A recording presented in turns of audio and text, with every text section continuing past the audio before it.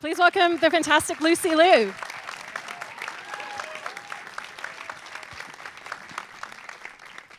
I wanted to start by asking you how much of the show you had in your hands when you first considered signing on, like how much Marc had written, how many of the scripts he shared with you.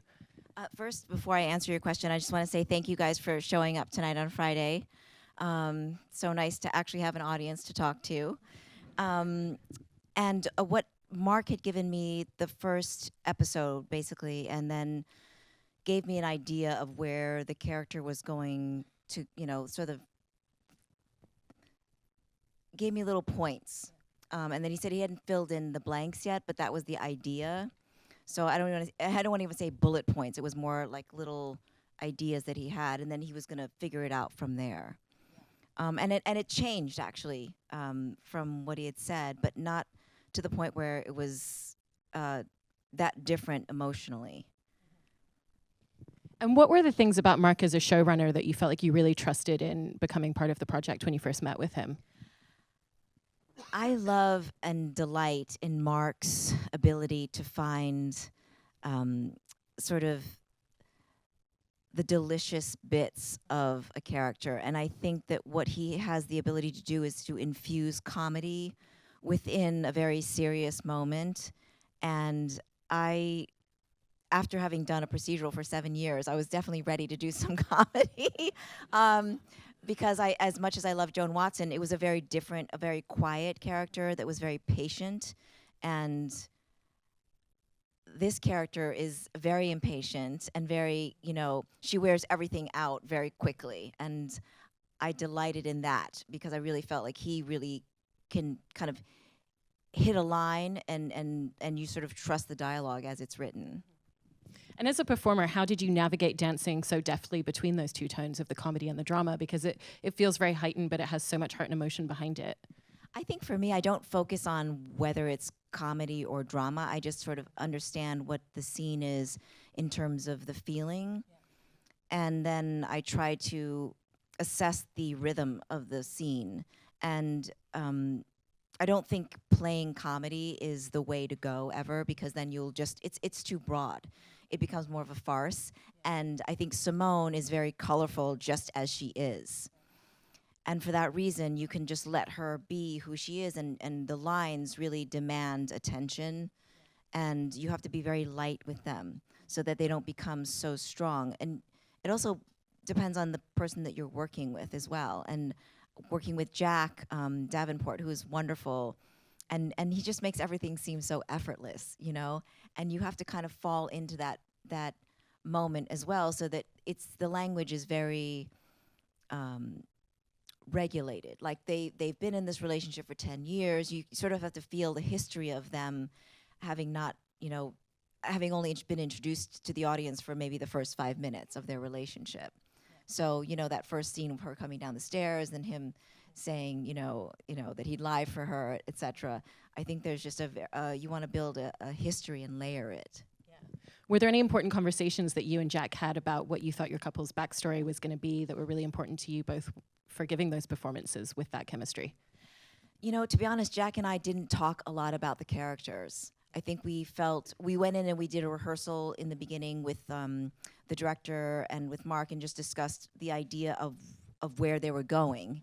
And then we read the scenes aloud, but we didn't really go there, And they sort of hinted on some of the possibilities, and then they sort of let us play. Because I think if you get too stuck in where you're going, you're going to keep doing it over and over the same way. And I think when you get on to the field, you need to be able to play, and you want to, because that's kind of the joy of acting, right? That you get to sort of formulate with, and also, you get to the set, and the set is like purple and has, all these magnificent metallic tones, and they're living this very lavish, glamorous life, and they're good for that, That's what they want, and she wants more of more. That's her lifestyle.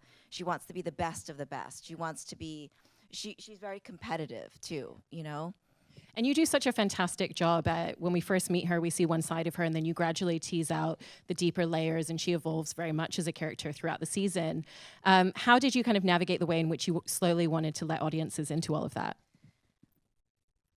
I think what we wanted to do was make it seem very much like a facade in the beginning. Like, look at Simone; she's so fabulous. She's so, manipulative. She can sort of like charm her way through everything. And then when she finds out that her life is not what she expected it to be with her husband, you really see that side. But then she wants to continue keeping that front for everyone else. But then, when she gets down to it, she has anger, she has venom, but she also has a deep love for this man. And I think the idea behind that is understanding that she is human, but she doesn't show that. She wants to show herself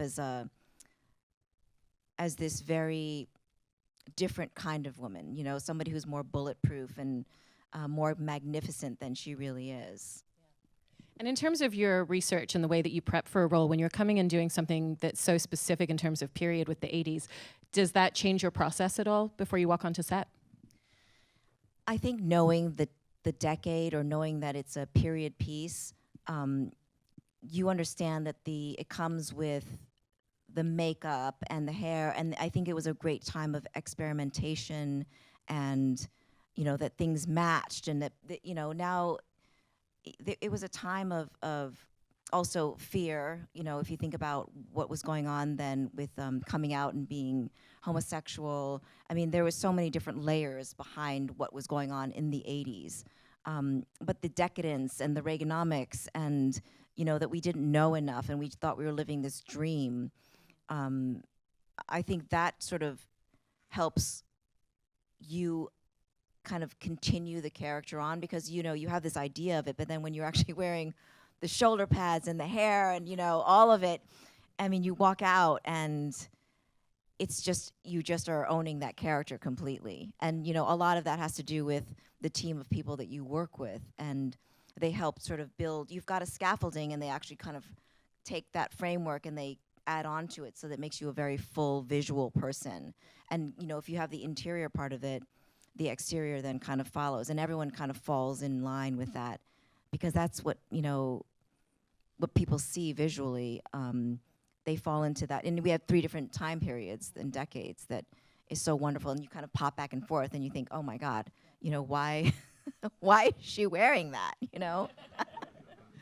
One of the things that really struck me about your performance as well is the physicality, and there's even just down to the detail of like the effervescent way that she walks through a door. And how did you kind of set about making those specific choices and who you wanted her to be on screen for us physically? I think that she's a very brave woman, and I think as you find out as the episodes go on, that she built herself up from nothing, that she came from nothing, and she learned very quickly how to become this person. So she wasn't born with money, and what happens to her is her own making. And so she puts on this personality, and it becomes part of her, that she was born to be a lot bigger than her family. And I think that part of what I talked about earlier about being competitive, and like she wants the best decorated house, in the neighborhood, it's sort of what she also brings to her physicality. And I think that's what, sometimes if you meet somebody, they may not be the tallest or the most physically fit person in the room, etc., or the smartest person in the room, but something about them, the confidence that she has or that person has, really kind of, outshines everything else. And she has a certain confidence that you don't see in other characters that I've played, let's say. And one of the things I always think is really interesting about working in television, like you were saying earlier, that you only had the first script at the beginning, and that's how, when you're making all these choices for your performance, once you got the later scripts, did that kind of cause you to pivot and change any of the background that you'd created for Simone? Well, I did find out later on that there was a whole monologue about her not having come from money, and that, she used to work in the laundry, and she stole some sheets, and just those things I didn't really know about her at all. And I really thought that where she was going and where we were, I had assumed that she had come from money, but essentially what she had done was she married for money, and married into money because her mother convinced her to do that. And then she fell into that and then continued that line. And so she married this man, Carl, because she married him for love, you know. And so I think that even though with the character's arc changing and finding out information, it doesn't change who she is. I think it just adds more to her, you know. So she becomes a much more, she becomes fuller, and it doesn't dilute who she is. It sort of, if anything, it adds more pigment. I'm also curious about the morning rehearsals that Marc would do with you all each day coming onto set, and kind of how that would help you find your moment for the scene later on when you were on camera. So Marc Cherry is very involved in rehearsals, and I didn't really know this until I got there, and we'd be like 2 hours in, like, oh my God, we're almost at lunch. We haven't shot anything yet. And I think what it is he has a very choreographed, you know, mind. And when I say that, I think when he writes it, he has an idea of what he wants, and then he sort of sees the visual aspect of where he wants things to go. And I think, you know, it sort of helps determine how far you can go with the character. And I think it helps to a certain degree where you can push the character further or you can take it back in. Because, I mean, for me, I thought that she was, you know, somebody who was, I don't know, very bold and would say things. And sometimes he was like, you know, let's make it a quieter moment. Things that I would not have thought of necessarily, or the movement of something.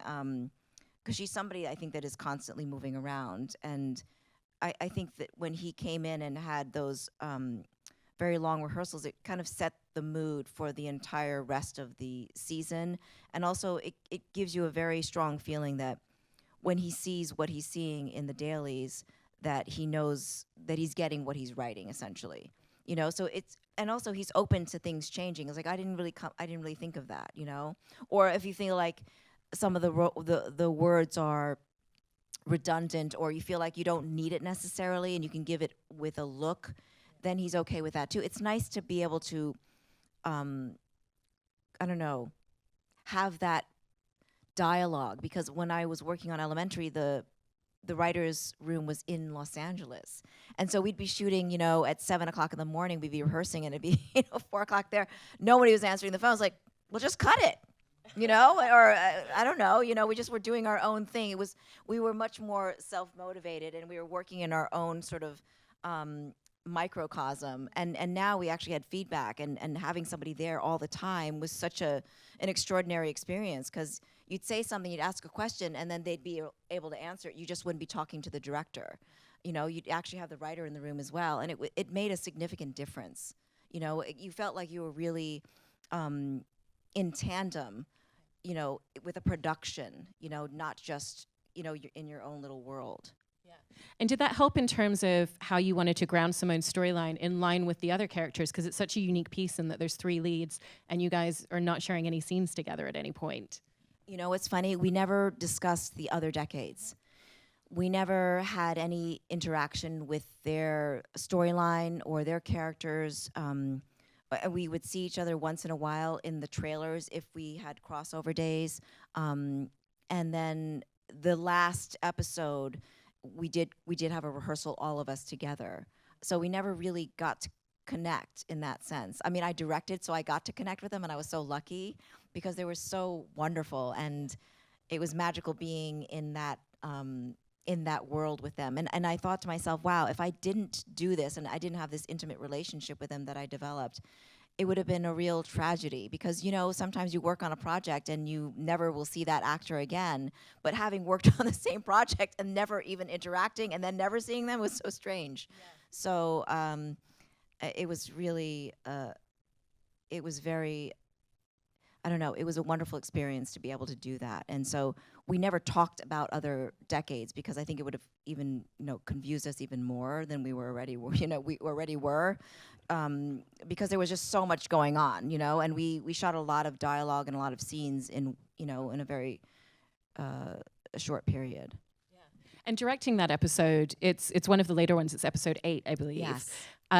Did that kind of change the way, seeing the way that they were performing and what they were doing, and actually finally having that knowledge of the other decades, did that change anything for how you were thinking about Simone and your own storyline? Well, I think for me as a director, what I like to do is I like to approach each actor and ask them, and I reached out to them because I think sometimes it's a bit aggressive when you go up to them like, how do you like to work? You know, so I reached out to them. I got all of their emails and or their cell phones, and I just reached out and said, hey, if you want to discuss anything, please let me know. I'm available and I'm open at any time, you know. Just reach out, and they would say, you know, I like to rehearse a lot. I like to do as many takes as you know, everyone has a very different method. And so you try to, you know, even if somebody likes to shoot first or you know, somebody likes to shoot last, you just sort of take that into account because you want them to be as comfortable as possible because they're putting themselves out on the line. And for me, like listening to them and understanding and saying, you know, I know that you like to shoot first, but because of the light, we're gonna have to go this direction. Is that okay? It's not just manners. It's really respecting their technique and their process, and also telling them that you really understand how they like to work. And I think you're gonna get the best results, which is what you want and what they want, from really interacting with them by really listening. And I know that sounds ridiculous, but a lot of times people are not listening. Even though if they repeat what you just said, it doesn't mean that they're listening. And I think you really have to be active as a director in listening. And it's not just to the actors, but it's also to the crew and to the director of photography, understanding that you have to give even like the hair and makeup and costumes like their time and not feel rushed. So it's about timing, it's about understanding kind of a greater perspective of what's going on. And when I was doing, you know, my work, I kept sort of doing what I was doing, but I also understood, like now I'm in a position where I have to direct the actors that I've been working with. And that's more of a delicate situation as opposed to working with fresher, newer actors, because you know, your peers, and all of a sudden you're giving direction, and you kind of have to be really careful that you're not saying like, I'm gonna come in here and give you some ideas. Like you really have to have something intelligent to say to Jack Davenport. Yeah. You know, you're not gonna go, and I didn't feel like I was gonna direct him unless there was something that I wanted him to consider. And that's more of it, you know, it's more of a, you know, let's just remember, like a reminder of where we're going or where we came from, if you're not getting that. But I mean, he was so supreme in everything that he did and the choices that he made. And sometimes, you know, it was not much more than just supporting him and making him know that I was there and I was listening. Yeah. And when you're shooting your own scenes, are you really then looking to the cast that you're sharing the scene with for that feedback, since you're obviously not having a director step in and give you notes? I think what I did was I had video playback. And so instead of watching myself, because I was in the scene, I would fast forward to make sure the camera move was going in the right direction.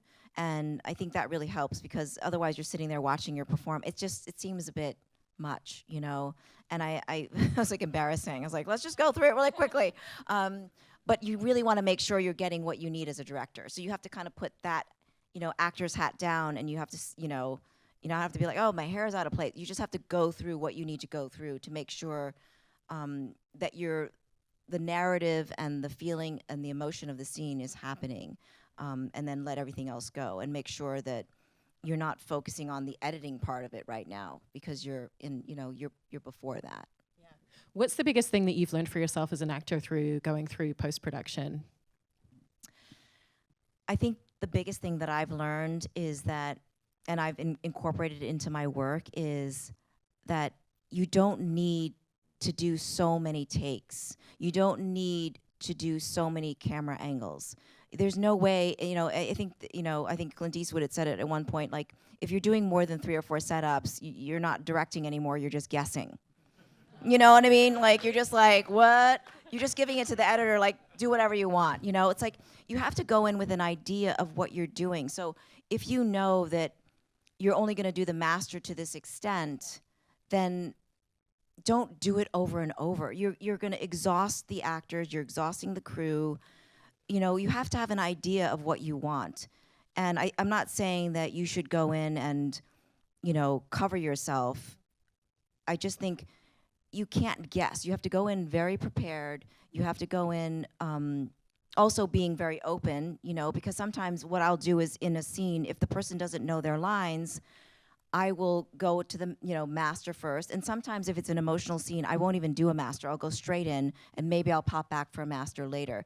You don't want to tap everyone out, and you can tell when you go into the rehearsal where they are. You can see that even though they're not in their wardrobe and they're not made up, you can see that they're just on the verge. And if you know that, I always say, is it okay if I go on you first? And then I'll tell the director of photography, we're going to go straight into the extreme close-up, and I want 2 cameras on that person, because it's so hard as actors, and I'm sure you guys know, to really get yourself into that space. And it's a painful place to be, and you don't want to live in it for a very long time. And then once you do, break for lunch and you come back and you're expected to do, it's like impossible to continue to like torture yourself and to go to this place.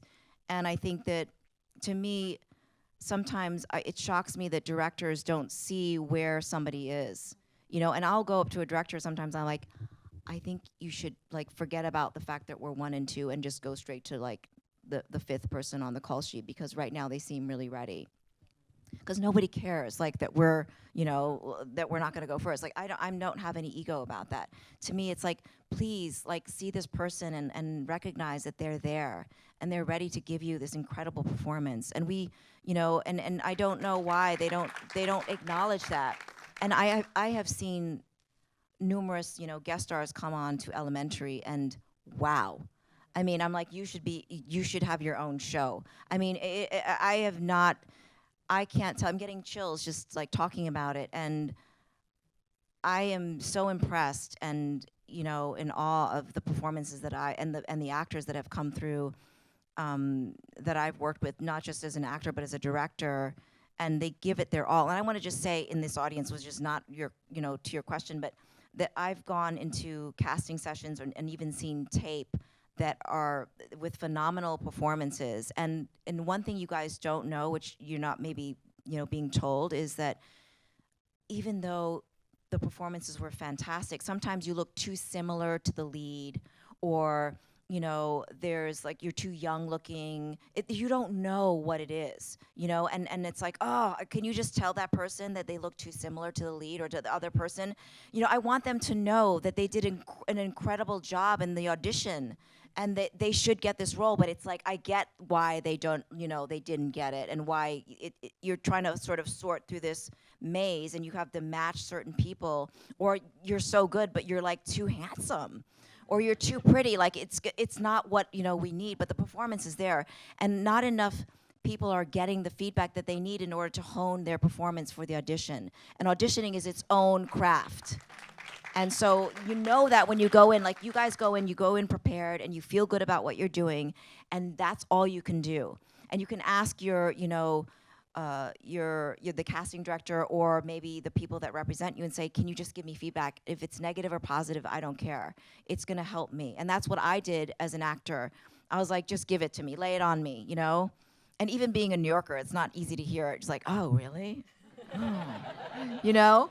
I'd rather hear like, oh, you're too short, you know what I mean? Rather than what I heard, but it doesn't matter, it'll help you. Thank you so much for sharing that. I think that's it's so invaluable. Important. Yes, it is. Yeah.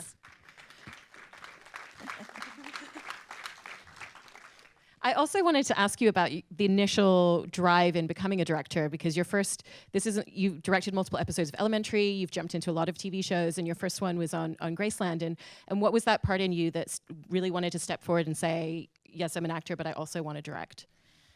I think that after being in the business for so long, you really learn a lot from the people around you. So you learn from the directors that you love, and you also learn from the directors that you don't love. And sometimes I'm wondering, like, why is this person directing? I mean, I've heard, like, I didn't get this note, but I've heard another actor or an actress who was like really upset, and I was like, what's wrong? This is a long time ago when I first started acting. And she was rightfully upset because the director, who was also a woman, told her, you know what, because she was asking her a question, she didn't understand something that was going on, and the woman just said, you know what, just get on your mark and bark. It's like, what is that kind of direction? I understand that sometimes you're running out of time or you got things going on, but like, there's no need to speak to anyone that way, and we're not a herd of animals, and we're not circus animals. We want to do the best thing that we can, even if it's like 1 or 2 lines. It doesn't matter. Like, just give somebody the dignity and the respect. And so to me, I started to sort of hear things around me, and I didn't get what was going on. And I understand, the visual aspect of things. And I also was like, I don't know why we're doing like a 7th master. And it's like the 11th hour, and we still have not even punched in on I just didn't understand it. So it wasn't as much out of frustration, but I just felt like, you know what, I think I can do this. And I'd done a short movie in India in Hindi, and I was like, if I can do that, I can do this. So let's do it. I love it. I'm going to jump to a couple of questions that we got from the audience. Okay. If you were just starting SAG acting and directing in New York City now, what would you recommend for getting your feet on the ground, and why? Now is a very different time than I started, because the amount of content out there is, as you can tell, you can't keep up. And I think if you don't have any credits, just take your iPhone and make a movie, edit it, and make that your card. I think that's something that's very important. And also, when I started out, it was the Ross reports and the backstage, and like you just go in and you circle everything and you go in and you call. Now it's like everything's digital. So you know what, you guys, do monologues, do scenes with people, get it until you feel right about it, because that's what you hand in. Get your photos the way you want it to be, and it be as real as possible. Don't touch yourself up where you walk in and the person's like, this doesn't even look like, you know what I mean? Like, don't Facetune yourself out to the point where you're unrecognizable. Because a lot of times they want real people. You want people that we want who you are, not who you think you're going to be if you get into the door. It's not about that. And I would say, if you are putting yourself on a self-tape, don't do it alone. Have somebody come in and help you, either read or do as many takes as you want and can until you get a real choice. And I think oftentimes when we see a tape and we like it, it's sort of like, if you make a choice, even if it's not the right choice, then we can give you direction, like, oh, I see this person made a choice, let me just give them some direction now. But if it's sort of like up here and down here and all over the place, like, make a choice no matter what.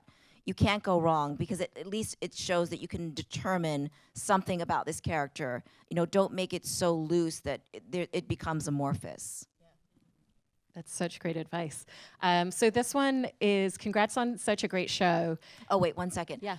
And if you do go in, and you kind of like been working on it so long and you kind of like feel not great about how it went, just say, you know what, can I do that again? You have worked so hard on memorizing these lines and, figuring out the right outfit. Just ask the casting director, can I do it again? Worst case scenario, he says no. You tried, and I was told this not that long ago, and it's really true. A closed mouth doesn't get fed. Just ask. Be ready for the rejection of no, whatever it is. Just ask. You have nothing to lose. Yeah.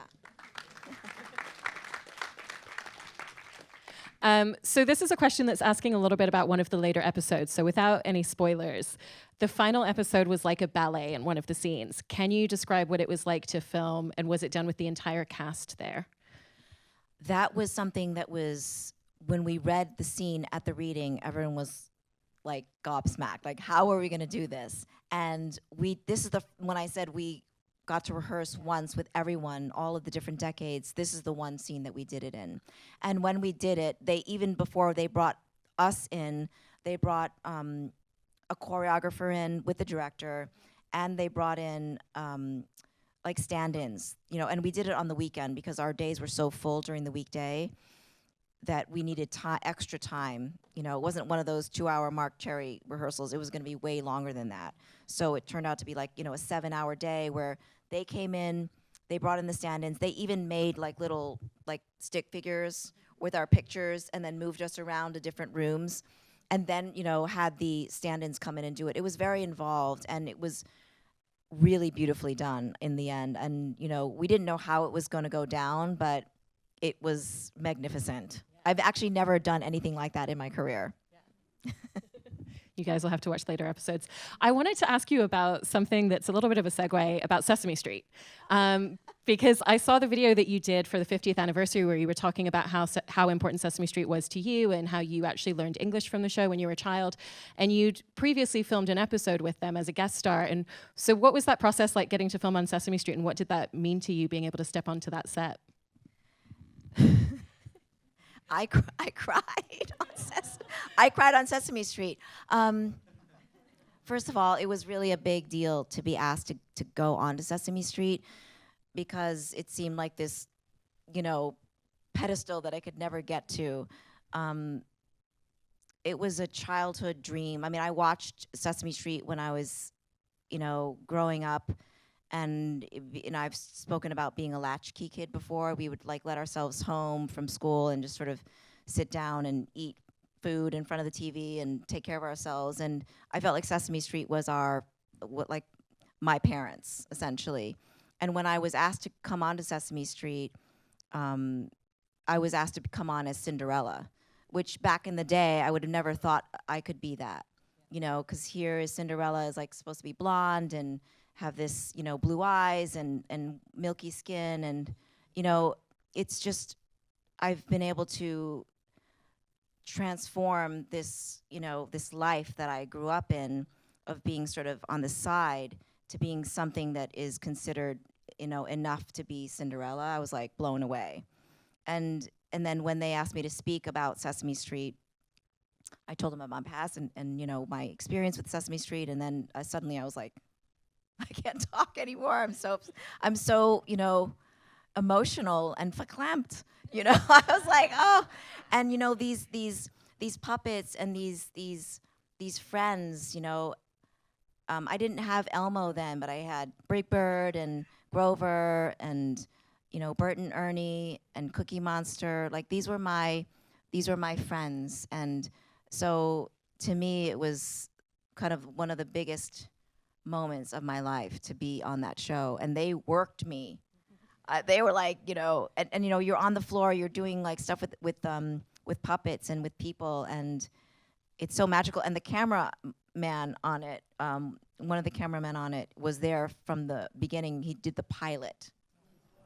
And, to be on a show with people that have been working on the show and were just all about children and love, and it was incredible. And it's a small stage. You go on Sesame Street and you think it's going to be this huge stage. It's a small stage and all of the things are there. And then you see the puppets hanging, Snuffleupagus was up in the, they're look up. And I was like, oh my God, Snuffleupagus is flying.